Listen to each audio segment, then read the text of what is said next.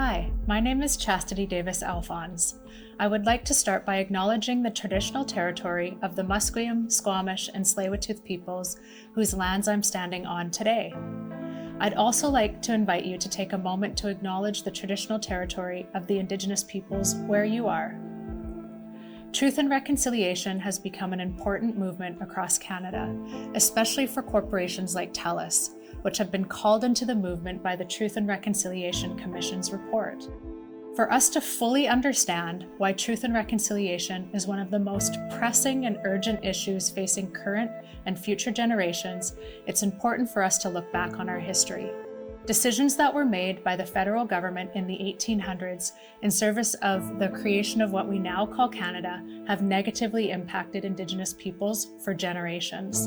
This video will provide a brief overview of the history and current reality of these government decisions and how they impacted and continue to impact Indigenous peoples. It's important for us to start by stepping back in time to share a brief snapshot of how Indigenous peoples lived prior to the creation of Canada, a period reaching back thousands of years, or what we call time immemorial.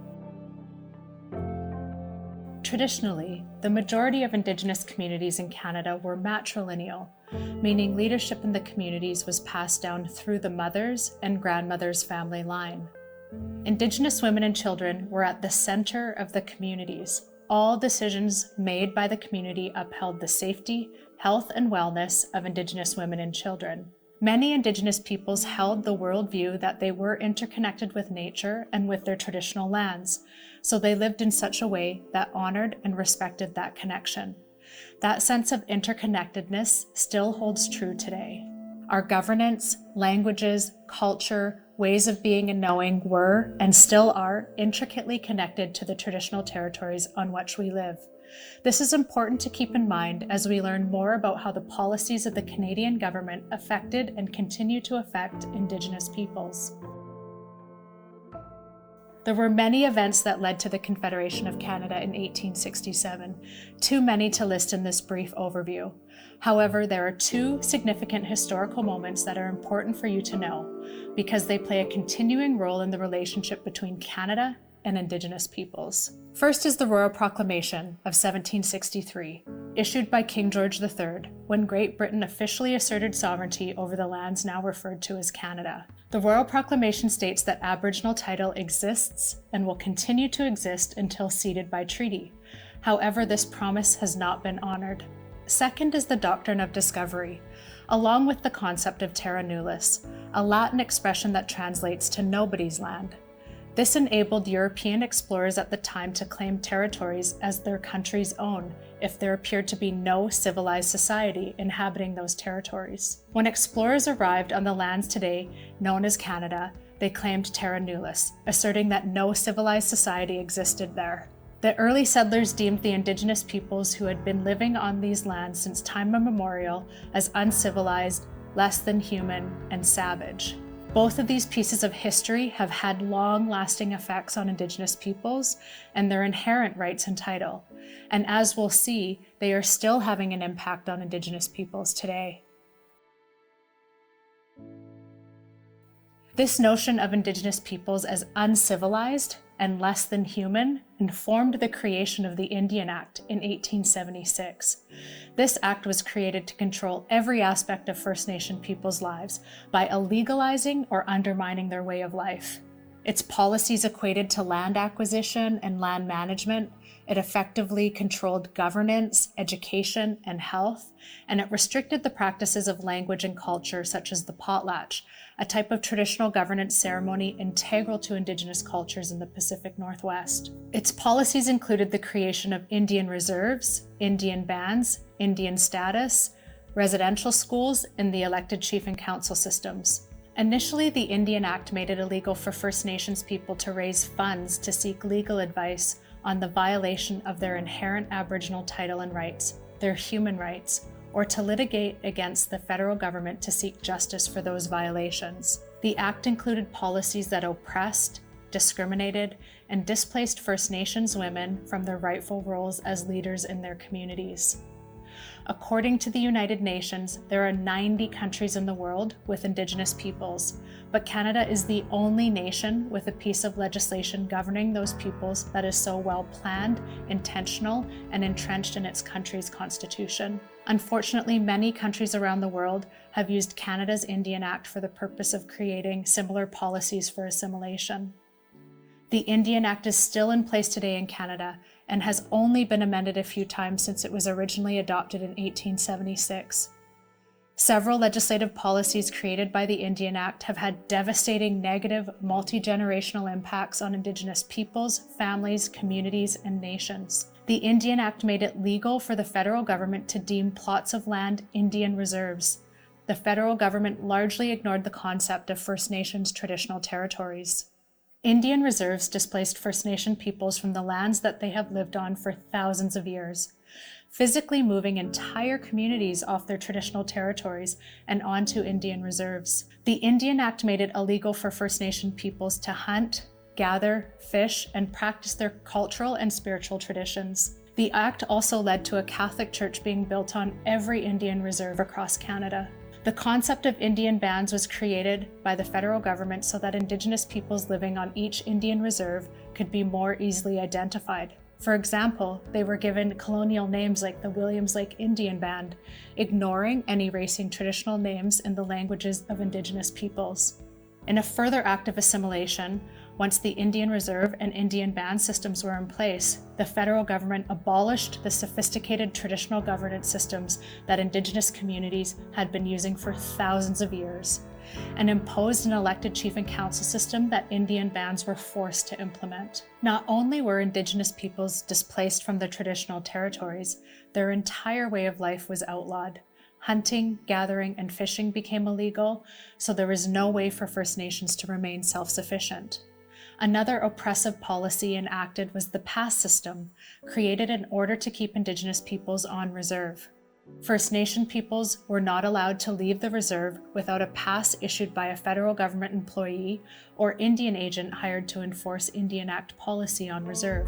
So we have First Nation peoples displaced from their traditional territories, moved onto Indian reserves, with their traditional ways of governing themselves and living outlawed. The intention of the Canadian government was to make Indigenous peoples dependent on the colonial government. They were to be re-educated and treated as wards of the state. The Canadian government assured Indigenous peoples that funds would be channeled through the Indian Band and elected chief and council systems.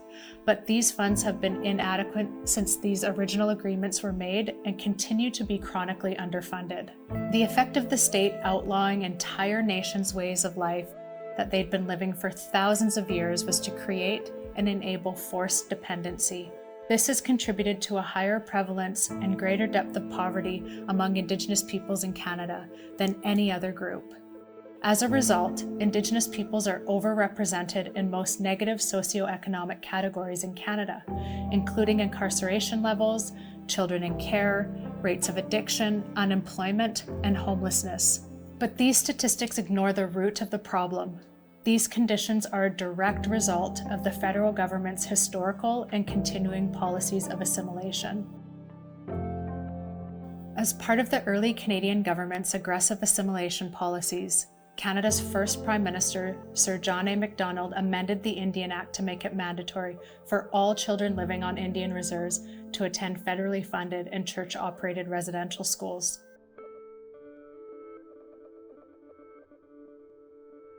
The intent of residential schools was to kill the Indian in the child, to get rid of the so-called Indian problem, to ensure that Indigenous peoples were forcibly assimilated into Canadian society until no Indigenous peoples remained. The first residential school opened in 1831, and the last one closed in 1996.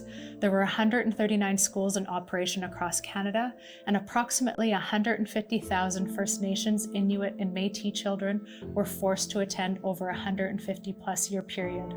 Although documentation of children at residential schools was notoriously inadequate, and it's likely the number is much higher. Indigenous children were punished for speaking their languages in these schools, practicing their traditions, and in some cases interacting with their siblings. Punishments inflicted were severe and often resulted in Indigenous children suffering physical, sexual, emotional, mental, and spiritual abuse. The Truth and Reconciliation Commission's final report states that Indigenous children who attended residential schools reported 90% cultural loss, 84% loss of language, 64% sexual abuse, and 93% physical abuse. In addition to the abuse suffered by over 90% of Indigenous children who attended residential schools, thousands of Indigenous children never returned home. Many are buried in unmarked graves, and many families were not properly notified of their passing. In many cases, families still don't know where their children's remains lie, and owing to inadequate documentation in these institutions, it's likely that the numbers are much higher. I'd like to take a moment to share the story of little Thomas Morkisik of the Muskow Patang Saulteaux First Nation. Here we see two images of Thomas. On the left, we see him on his first day attending residential school in 1891 at the Regina Industrial School, and the photo on the right is of Thomas the very next day. On the morning of that first day, Thomas was dressed in his traditional regalia.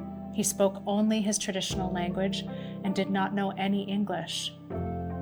Notice that he has two braids in his hair. In his culture, this symbolizes that both his mother and father are alive.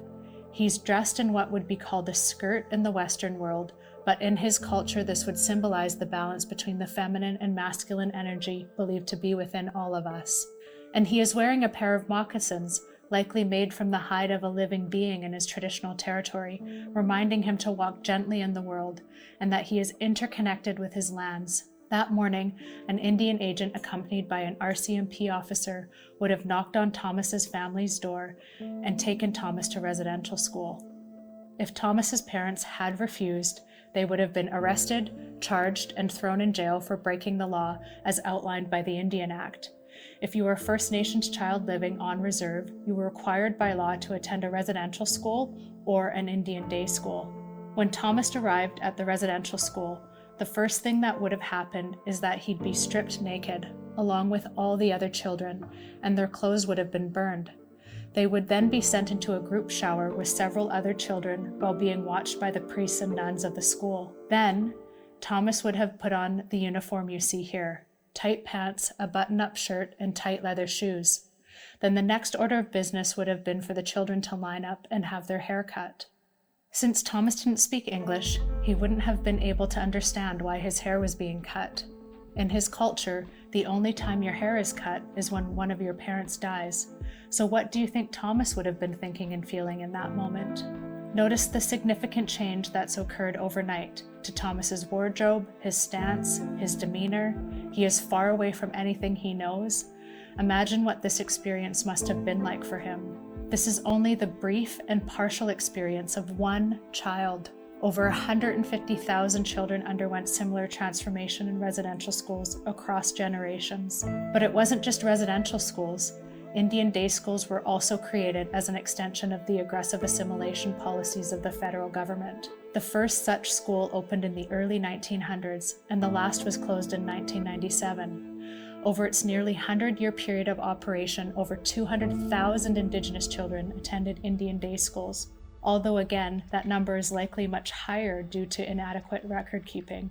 The mandate of these schools was the same as residential schools: to kill the Indian and the child. They had the same strict rules, punishments, and abuses leading to widespread suffering across generations. In the 1960s, a practice of apprehending Indigenous children for adoption by non-Indigenous families began. This is what's come to be known as the 60s scoop. At the beginning of that decade, only 1% to 2% of children in care were Indigenous. By the end of the decade, the number was between 30% and 40%. The 60s scoop didn't end in the 60s, as the name suggests. Indigenous children are still being removed from their homes and placed in government care at alarming rates, often with detrimental effects to those individuals, families, and communities. Today, there are more Indigenous children in care than the documented number of Indigenous children that attended residential schools, more than 163,000. Creation of Indian bands across Canada and the imposition of the elected chief and council system combined with the forced relocation of Indigenous peoples onto Indian reserves, has led to many challenges. Prior to Canada becoming a country, every inch of these lands was an Indigenous nation's traditional territory. Today, Indian reserves represent only 0.2% of the total land area of Canada. Some of the reserves were located within a community's ancestral territory, others were not. In 2022, the sparse, isolated geography of Indigenous communities remains relatively unchanged, which presents a challenge in terms of providing connectivity, another barrier created by the Indian Reserve System. As a telecom, TELUS has an opportunity to support reconciliation by working to provide strong connectivity to these isolated Indigenous communities. The intergenerational effects of the economic, cultural, and social displacement due to the Confederation of Canada and enactment of its laws continue to be felt by Indigenous peoples today.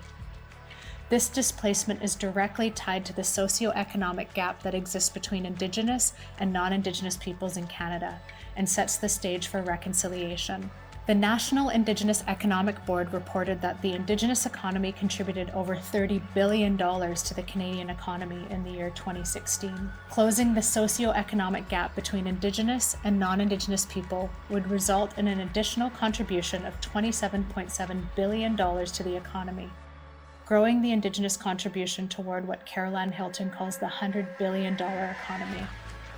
Reconciliation isn't about sympathy. It's about recognizing that a healed country supports a healthier and more prosperous society. For generations, Indigenous peoples have been actively resisting the enforcement of multi-layered and multi-generational policies. The very fact that Indigenous peoples are still here and are moving from surviving to thriving is due to the relentless resistance enacted by Indigenous peoples.